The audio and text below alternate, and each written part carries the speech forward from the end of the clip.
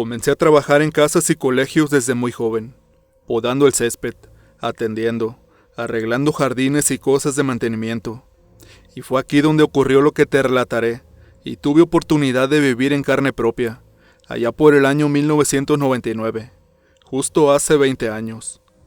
Mi padre fue jardinero de una mujer muy adinerada, a principios de los años 90, por lo cual y gracias a ello, yo me involucré en el negocio, mantenimiento de jardines, plantas y cosas por el estilo.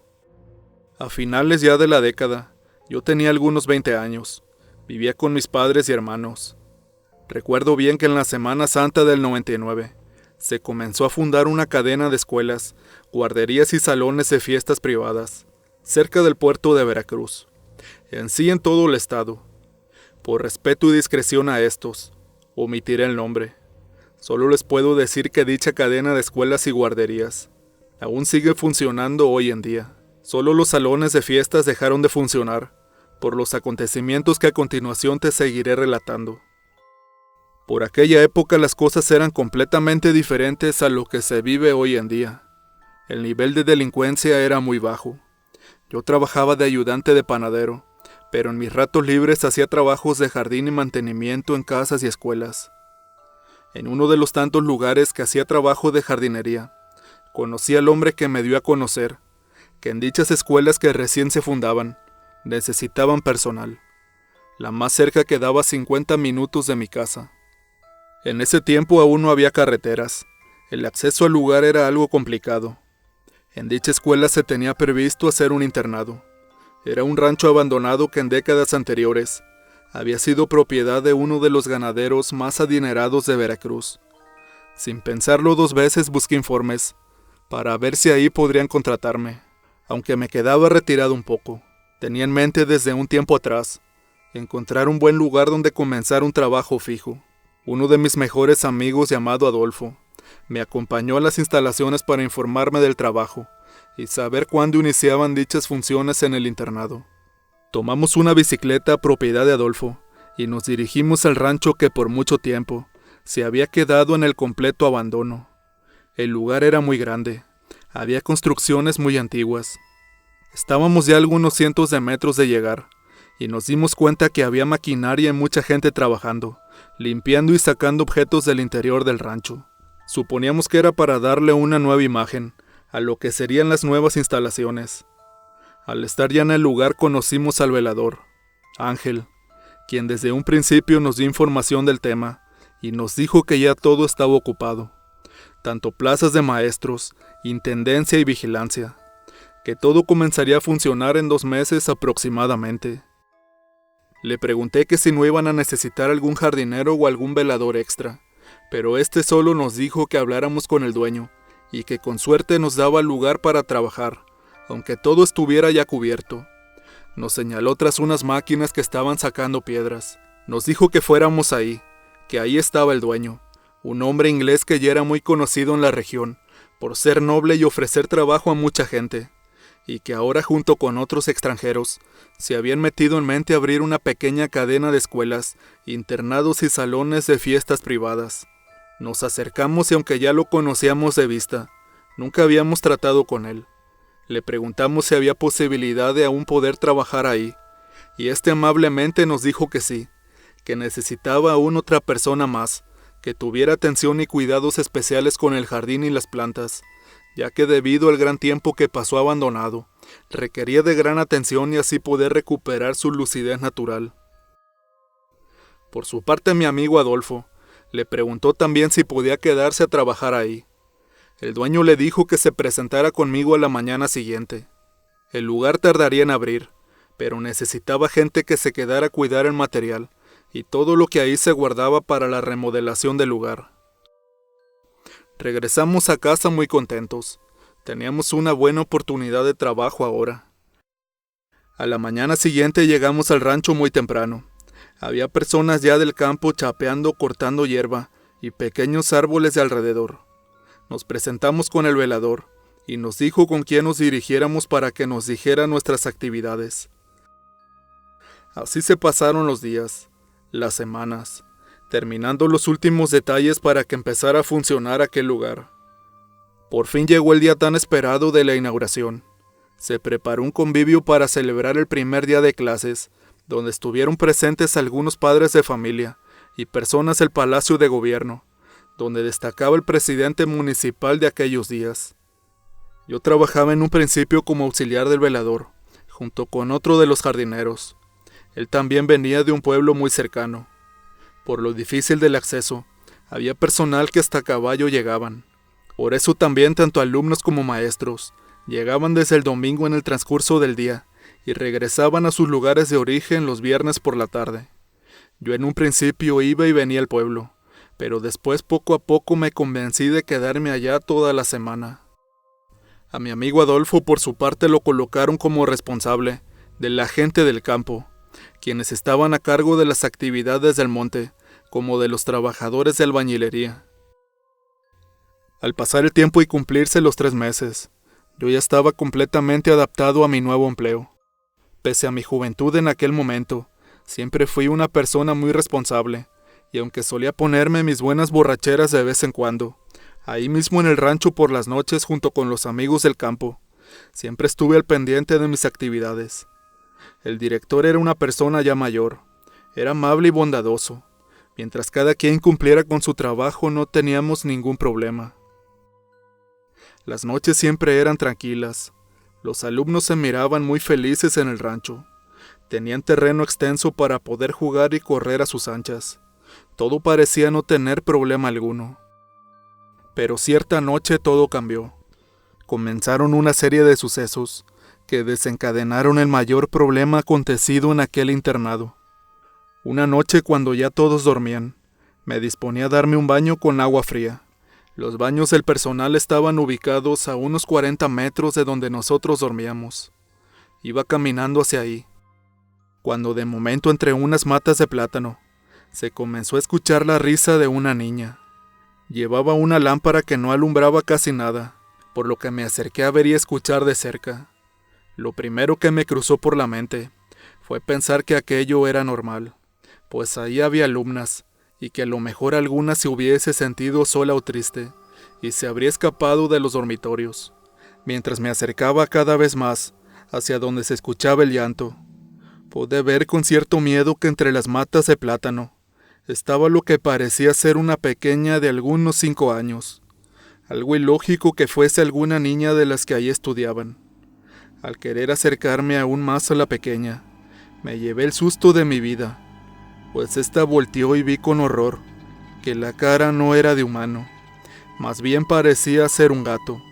Así como lo escuchas, esa niña tenía la cara de gato, con una sonrisa siniestra. Los dientes eran puntiagudos. Cuando la vi, o no sé cómo llamarle a eso, salí corriendo hacia donde estaban los dormitorios. Llegué con la poca fuerza que me quedaba. Les conté a mis compañeros y a mi amigo Adolfo lo sucedido. Algunos no me creyeron, me tomaron a loco, e incluso Adolfo se rió de mí, cosa que cambiaría por completo unos días después de aquel episodio. Aquella noche no pasó nada más. Me fui a dormir ya sin bañarme. Solo quería descansar y no saber nada más, pues acababa de tener el peor susto que te puedas imaginar. Durante toda esa noche tuve pesadillas y no pude conciliar bien el sueño. Por la mañana al despertar comencé con mis labores. Era martes, los maestros tenían reunión, los alumnos tenían hora libre. Se concentraban todos en el enorme patio de la hacienda. Cabe mencionar que dentro de ahí tenían algunos caballos que ocupaba la gente del campo para acarrear leña desde la parte de atrás del rancho, que eran pequeños barrancos y partes de difícil acceso. En aquel tiempo se usaba la leña para cocinar y para los calentadores de los baños. Era pleno día, no pasaban de las 12, cuando de momento entre el monte se comenzó a escuchar el canto de lo que parecían ser varias mujeres, entonando una melodía al mismo tiempo, pero en un idioma extraño que no podía entender. Algunos de los alumnos ahí presentes empezaron a sentirse muy raros. Vi como algunos de ellos se retiraban a los dormitorios. En su mayoría bostezaban como si aquellos cánticos les hubiesen provocado sueño. De esta situación se dieron cuenta todos los maestros y demás colaboradores. e incluso el director del plantel pudo escucharlo. Fueron un poco más de 5 minutos, y de pronto, así como comenzó, terminó aquel enigmático sonido. Todos nos mirábamos desconcertados. No entendíamos nada de lo que estaba pasando hasta ese momento. Adolfo se acercó a mí. Nervioso dijo que lo que acabábamos de escuchar no era para nada bueno, que ahí había algo muy extraño. El director, sorprendido aún, también decidió suspender labores ese día, pues verdaderamente algunos estudiantes estaban dormidos. En los dormitorios se encontraban algunas de las maestras, con los pequeños que se sintieron débiles sin razón aparente. El director juntó a todo el personal y ordenó que de eso no se dijera absolutamente nada. Pasó la tarde. Los alumnos poco a poco se fueron recuperando, aunque aún estaban algo inquietos. Después de la cena, la señora de la cocina, desconcertada, nos decía que inexplicablemente algunos de los alimentos refrigerados comenzaron a oler mal, y absolutamente toda la carne de la semana estaba con gusanos. Adolfo de nuevo fue hacia donde yo estaba, y angustiado me decía en voz baja que todo podría ser acto de las brujas del cerro. Cuando escuché decir aquello, se me hizo algo muy tonto y absurdo. «Brujas», contesté. «¿Cómo puedes siquiera pensar que eso existe? ¿Qué te hace creer eso?» Mi amigo me llevó a la parte de atrás, mientras trataba de contarme que en esa hacienda, años atrás, era muy conocida por avistamientos de bolas de fuego y animales extraños, y que inclusive algunos ciclistas que circulaban por el lugar aseguraban ver ancianas merodeando en los alrededores de la ex hacienda, a veces en forma humana, pero otras tantas en forma de guajolotes enormes. La piel y los cabellos se me erizaron mientras le ponía atención a todo lo que él mencionaba. Aunque no creía del todo, algo dentro de mí me decía que todo podía ser real. Un hombre que era de los encargados del monte, de pronto fue hacia nosotros y, sabiendo que éramos también de un lugar cercano, nos dijo que aquellas eran brujas, pero que no teníamos que decir nada, puesto que esto pondría nerviosos tanto alumnos, maestros y demás personal, que no tenía ni la más remota idea de lo que ahí sucedía. Regresamos donde estaban todos los demás. La tensión en el ambiente aún se podía percibir. Junto con el director y maestros varones acordamos montar una guardia durante toda la madrugada para resguardar la seguridad de todos los infantes. El tiempo transcurría y llegó la madrugada. Todos estábamos en guardia. Esperábamos ver algo inusual, pero no había novedad alguna. Siendo ya las 4 de la mañana con algunos minutos, un sonido alertó a todos los que cuidábamos el recinto. Desde las copas de los árboles salían sonidos de pequeños silbidos, como si trataran de llamar nuestra atención. De cada copa de los árboles se escuchaba un tono diferente. Uno de los maestros, al percibir aquellos silbidos, gritó con enorme miedo: «¡Brujas! ¡Brujas! ¡Esas son unas malditas brujas!». Mientras maldecía más no poder lo que fuera aquello, se movían entre las ramas de los árboles, pero no lo podíamos ver. Solo se escuchaba el sonido de las ramas, como si pequeñas personas brincaran de un lugar a otro. Las risas fueron subiendo de tono, y estas cada vez eran más fuertes. Ahora se podían distinguir con claridad. Esas carcajadas burlonas parecían ser de ancianas. 2 de los maestros no aguantaron toda aquella tensión y corrieron hacia donde estaban los dormitorios, mientras que los compañeros trabajadores del campo, en su mayoría hombres mayores, tomaban sus machetes mientras rezaban y les formaban cruces en cada punta con sus navajas. Se miraban cada vez más cerca todas aquellas sombras, que poco a poco se empezaban a distinguir más. Eran como enormes aves negras, pero con cabeza humana. En instantes se pudo ver cómo esas cosas bajaban hacia el suelo de un gran salto. Yo estaba aterrado y temblando. Mi cuerpo parecía no responderme, aunque sabía bien que debía aguantar el momento, pasara lo que pasara.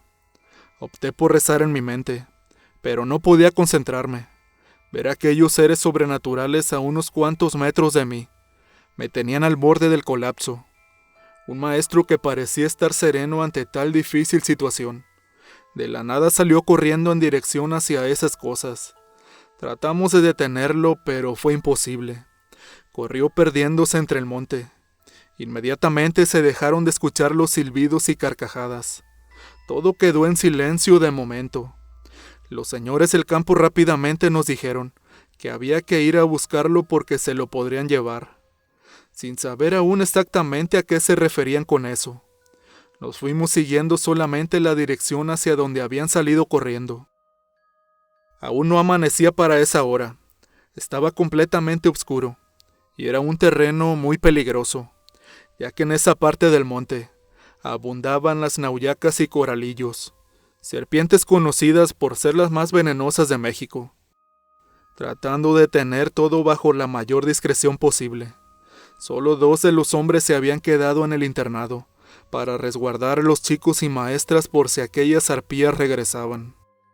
Mientras caminábamos ya por el monte, en la lejanía se podían escuchar tenuemente risas, seguramente de las mismas brujas.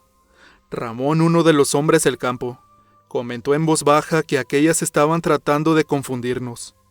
Ordenó que nos tomáramos de las manos y que por ningún motivo fuéramos a voltear hacia atrás. Se escuchara lo que se escuchara, no debíamos voltear. Así lo hicimos. Nos tomamos de las manos y caminamos lentamente. Tras nosotros se escuchaban de nuevo esos perversos silbidos. Las ramas de los árboles se movían bruscamente de un lado a otro, como si trataran de volvernos locos. Habiendo caminado algunos 500 metros, empezó a oler nauseabundo. Era una peste horrible que te penetraba totalmente los sentidos. La tensión seguía en el ambiente. Estábamos muy preocupados por el maestro, pues no sabíamos en qué terminaría todo aquello. Se podía sentir un frío fuera de lo común para esa época del año. Sin darnos cuenta habíamos llegado hasta los límites del terreno de la hacienda. Tuvimos que saltar un pequeño cercado para poder continuar con la búsqueda. Yo aún no podía creer todo lo que estaba sucediendo en ese momento. Uno de los maestros de pronto nos pidió que nos detuviéramos. Lo dijo al escucharse ligeros quejidos. Parecían ser del maestro. Estuvimos así por un par de minutos, hasta que decidimos continuar. Los chiflidos habían cesado. Nos soltamos de las manos y apretamos un poco más el paso. Llegamos a un pequeño sendero de piedras. Nos dimos cuenta que del fondo provenían los quejidos. Nos acercamos al final y nos encontramos con una pequeña choza, que parecía estar construida de ramas y palos secos. Al asomarnos por una rendija, pudimos ver que había restos de velas, una fogata con trozos de lo que parecían ser restos de animales, gatos, gallinas y la cabeza de un chivo. En aquel momento comenzaron a escucharse cómo nos arrojaban piedras, y de nueva cuenta aquellos malditos chiflidos, volviendo a nosotros la angustia y el terror inevitable, siendo esto el detonante de que 2 de los maestros que iban con nosotros salieran corriendo en dirección al internado, mientras que los hombres del campo, Adolfo y yo, tratábamos de mantener la calma. Fue ahí cuando se escucharon pisadas a nuestro alrededor, como si varios animales nos acecharan. Se escuchaba el crujir de las hierbas y trozos de ramas en el piso. Los silbidos desde lo alto de las copas de los árboles te hacían sentir un profundo sentimiento de miedo, tristeza y terror. Creía que en cualquier momento aquellas cosas bajarían para terminar con nosotros, pero de manera inesperada se escuchó a lo lejos el canto de un gallo. Con este casi automáticamente se comenzaron a escuchar cantos de otros gallos de lugares cercanos. Creo eso fue el motivo para que todos aquellos silbidos y pisadas desaparecieran en un instante. Aún atónitos por los sucesos presenciados, seguimos esperando encontrar al maestro desaparecido. Temíamos lo peor. Con los primeros rayos del sol decidimos retomar el camino de regreso al internado. En el trayecto nos topamos con lo inesperado. A la orilla del camino estaba el maestro tirado junto a un árbol, completamente sin ropa. Su ropa por un lado totalmente rasgada y llena de excremento, que parecía ser de gallina o guajolote, pero en gran cantidad. Estaba desmayado.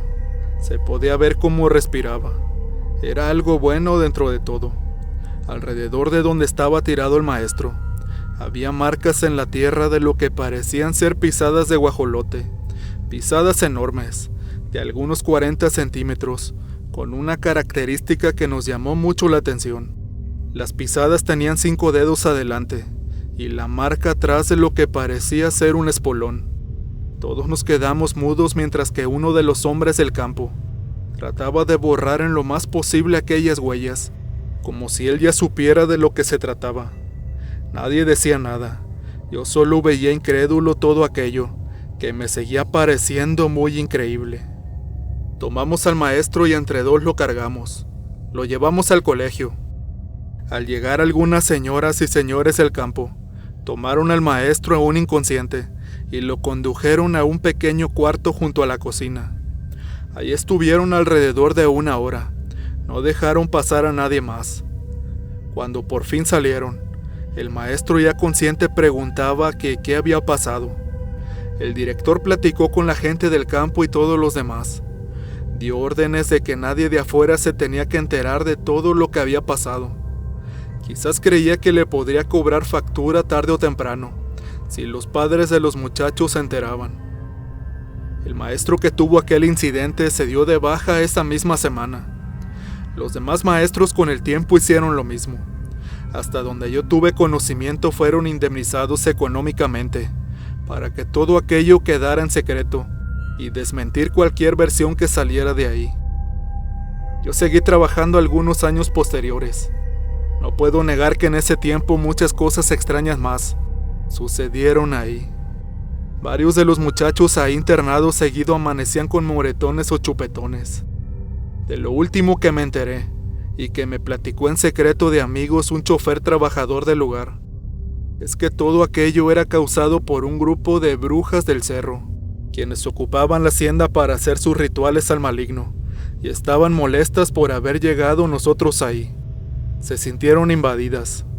Esta versión nunca nadie pudo comprobarla, pero lo que es una realidad es que desde aquellos eventos varios negocios de aquel empresario fueron afectados grandemente. Algunos hasta cerraron, pero aún hoy en día sigue trabajando en Veracruz. Siguen en pie secundarias y prepas privadas. Estos episodios quedaron en la memoria de quienes por azares del destino tuvimos la oportunidad de presenciar y ser testigos de ello, y que bajo ninguna circunstancia podremos olvidar.